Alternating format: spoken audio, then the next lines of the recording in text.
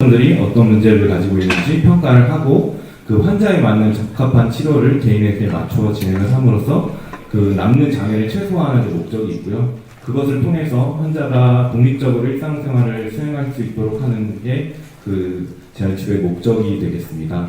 그래서 이제 뇌졸중이 발생을 하면 재활치료 언제 시작하느냐라고 했을 때 요즘에는 이제 최대한 빨리 시작한다라고 얘기를 하고 있습니다. 그래서 그 뇌졸중이 발생을 하고 나서 신경학적으로 안정이 된 시점부터 이제 재활치료가 시작이 되는데, 이 시기의 재활치료의 목적은 뭐 근력을 굉장히 세게 하거나 아니면 뭐 빠르게 달리고 뭐 이런 것들이 아니라 환자가 초기에 이제 많이 못 움직임으로써 생길 수 있는 합병증을 방지하는 겁니다. 예를 들어서 관절의 구축이라든지 근육의 위축 뭐 이런 것들, 그리고 장시간 한 자세로 있어서 생기는 욕창 예방 등 뭐 이런 것들이 해당이 되게 됐고, 이 시기에 하는 재활치료는 주로 관절 운동이라든지 침상 운동 등이 해당이 되겠습니다.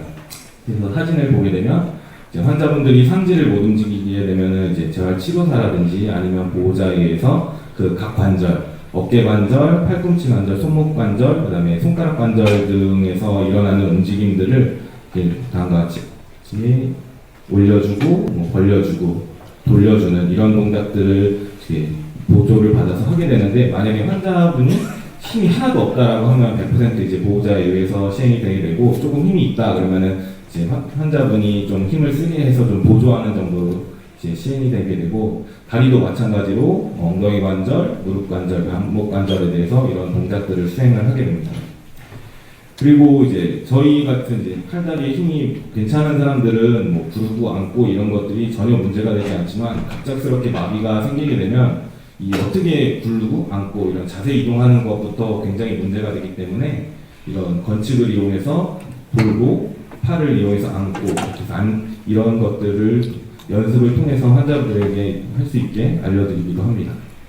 그리고 이런 보조 테이블이나 이런 것들을 기대서 서 있게 하는 것들도 연습을 해서 환자한테 뭐 이런 앉고 서고 균형 잡는 이런 것들을 잊지 않도록 자극을 하게 됩니다.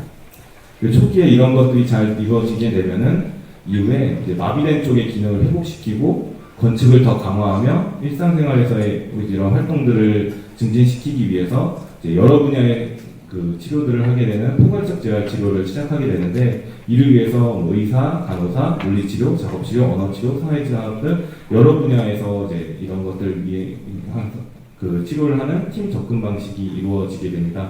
그래서 제가 하고 있는 물리치료부터 설명을 드리면, 이게 물리치료가 흔히 말하는 운동치료가 되게 되는데, 이제 근력 강화를 시켜서 보행을 할 때까지 기능적 회복을 하기 위한 치료를 얘기를 합니다. 그래서 이 치료 같은 경우에는 근력 강화 운동이라든지 몸통의 안정성 운동, 이제 균형 운동, 보행 운동이 이쪽에 해당이 되게 되고, 하나씩 또 설명을 드리면, 근력 강화 운동 같은 경우에는 환자분이 뭐 스스로 움직일 수 있다라고 하면 힘이 정도 어느 정도 되면 이런 탄력 밴드라든지 아령 등을 이용한 저항 운동을 통해서 근력 강화를 시킬 수 있고, 이런 것들이 안 된다고 하면 뭐 본인의 체중을 싣고 운동을 한다든지 아니면 본인의 다리를 들어 올리는 동작들을 시행을 통해서 근력 강화를 시키기도 합니다. 또한 그 제일 많이 하는 스쿼트 같은 본인의 체중을 이용한 그런 근력 강화 운동을 실시하기도 하고요.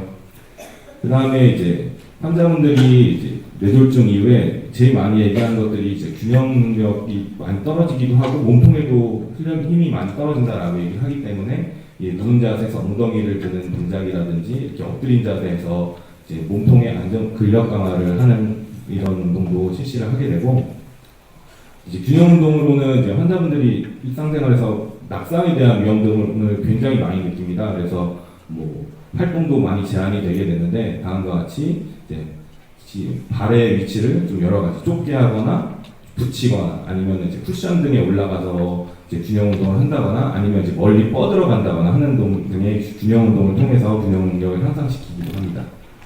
그리고 이제 다음으로 제일 중요한 보행 운동이 되겠는데, 이제 보행 연습을 하기 위해서 좀 단계적으로 진행을 하게 됩니다. 그래서 치료실에서 다음과 같은 평행봉을 잡고 먼저 거걸음을 시작하고, 그다음에 이제 지팡이를 이용해서 이제 이후에 걷고, 이 지팡이가 4발짜리에서 1발짜리로 바뀌고, 그다음에 지팡이 없이 걷는 보행 연습을 이렇게 단계별로 진행을 합니다. 그리고 뭐 이런 보행들이 잘 된다고 하면은 평지 보행에서부터 뭐 푹신푹신하거나 울퉁불퉁한 곳에서의 보행도 연습을 하게 되고, 또 앞으로 걸었다, 뒤로 걸었다 이런 다양한 방법으로 보행 연습을 하게 됩니다. 그리고 이제 뇌졸중 환자분들이 또 향후에 많이 느끼시는 분들이 심폐지구력 부분에서 많이 떨어진다라고 얘기를 하기 때문에 이런 사이클이라든지 이제 러닝머신 등을 이용해서 지구력 운동도 같이 하고 있습니다. 다음으로는 작업치료인데요. 작업치료들이 조금 생소하실 수는 있는데 작업치료란 것은 일상생활에서 필요한 활동에 대한 훈련을 하고 인지기능을 훈련을 하고 연화장애나 손보건조 부위 제작 등을 하는 걸 얘기합니다. 그래서 손운동을 이렇게 하기도 하고요. 그다음에 손가락 운동 하기도 하고, 그다음에 컴퓨터나 이런 것들을 이용해서 기억력 훈련, 인지 치료를 하기도 하고, 다음과 같은 장비를 이용해서 삼킴장애들이 나타나기 때문에 이런 목에 있는 근육들을 전기를 이용해서 자극을 해서 삼킴장애를 예방하기도 합니다. 그리고 언어 치료 같은 경우에는 저희가 생각했을 때 말은 뭐 못하면 당연히 그 언어 장애는 말 못한다 이제 하나로만 생각을 할 수가 있는데 뇌졸중 이후에도 이제 실어증, 뭐 인지적 의사소통 장애, 마비말 장애, 뭐 등등 다양한 언어 장애들이 나타나게 됩니다. 그래서 이런 환자가 어떤 언어 장애를 가지고 있는지 파악을 하고 그 환자의 특성에 맞춘 언어 치료도 이렇게 실시를 하게 됩니다. 다음과 같이 뭐 물리치료, 작업치료, 언어치료 같이 여러 가지 분야에서 이런 환자분들의 치료를 실시를 하게 되는데 일단은 뇌졸중 같은 경우에는 앞에서도 많이 말씀을 하셨겠지만 한번 발생하면 회복하는 데 많은 시간과 노력이 필요하기 때문에 예방이 중요합니다. 그래서 아까 예방 같은 경우에는 많은 관리법이 있는데 저와 관련된 이제 운동에 대해서 말씀을 드리겠습니다. 그래서 뇌졸중 예방을 위해서는 매일 30분 이상 적절한 운동을 하는 것이 추천이 되어지는데 이게 매일매일 하는 게 사실 쉽지는 않습니다. 저도 이렇게 하지는 못하고 그래서 최소 3회 이상은 주 3회 이상을 좀 하는 것이 추천되어지고 있고요.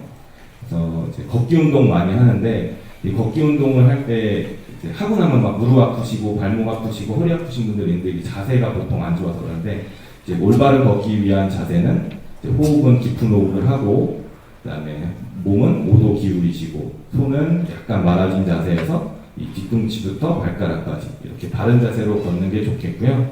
그다음에 앞에서 드린 것처럼 운동을 꾸준히 해야 되는데 운동을 어떻게 하는 것이 좋으냐 이런 원칙이 있습니다. 그래서 강도, 빈도, 운동의 형태, 운동을 얼마나 해야 되는지 시간 이런 것들의 원칙을 좀 가지고 운동을 꾸준히 하시는 게 좋은데 강도 같은 경우에는 최대 운동 능력의 60에서 한 70% 그러니까 중간 정도의 강도로 하는 것이 추천이 되어지고 빈도 같은 경우에는 최소 3일, 주 3일에서 5일까지는 좀 하시는 게 좋다라고 얘기를 하고 있습니다. 뭐 형태 같은 경우에는 걷기, 조깅, 자전거, 산책, 수영 등과 같은 유산소 운동이 많이 추천이 되어지기는 하는데 이 가벼운 근력 강화 운동도 굉장히 도움이 되기 때문에 뭐 한두 번 정도는 근력 강화 운동 하시는 것이 추천이 되어집니다. 그리고 운동 시간 같은 경우에는 그냥 내가 기분 내키는 대로 어떤 날은 뭐 1, 20분 하고 어떤 날은 2, 3시간 하고 이렇게 하시는 것이 아니라 준비 운동, 정리 운동 포함해서 한 50분에서 뭐 1시간 정도 하시는 것이 좀 추천이 되어지고요. 그래서 이런 원칙을 가지고 운동을 꾸준히 하시는 것이 예방 차원에서 좋겠습니다. 그래서 아까 말씀드린 것처럼 중간 정도의 강도가 좀 60, 70% 정도가 어느 정도인지 좀 애매한 부분이 있어서 설명을 드리면 이게 이제 내가 운동을 할 때 얼마나 힘든지를 표현하는 편인데요.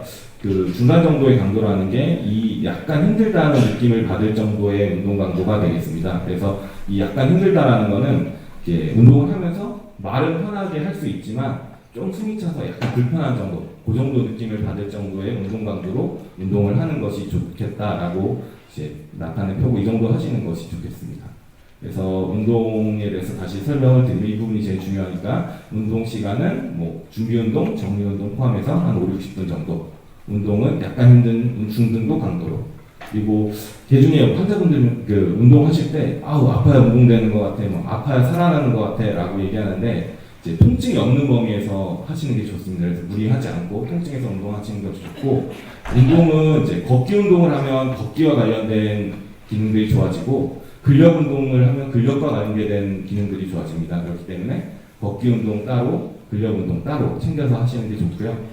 또 어떤 분들은 운동을 꾸준히 하느냐, 못한다, 왜 못하느냐, 기구가 없어서 못한다라고 말씀을 하세요. 근데 이제 요즘에는 주변에 공원들에도 운동기구들이 굉장히 좋은 것들이 많이 있고, 또 뭐 아령 같은 거 굳이 살 필요 없이 뭐 생수병을 들고 생수병에 500ml나 1리터짜리를 들고 운동을 하실 수도 있고, 그렇기 때문에 일상생활의 도구를 좀 많이 이용해서 운동을 꾸준히 하시는 게 중요하겠습니다. 예, 제가 준비한 건 여기까지고 항상 운동 열심히 하셔서 뇌졸중 예방에 좀 도움이 되었으면 좋겠습니다. 감사합니다.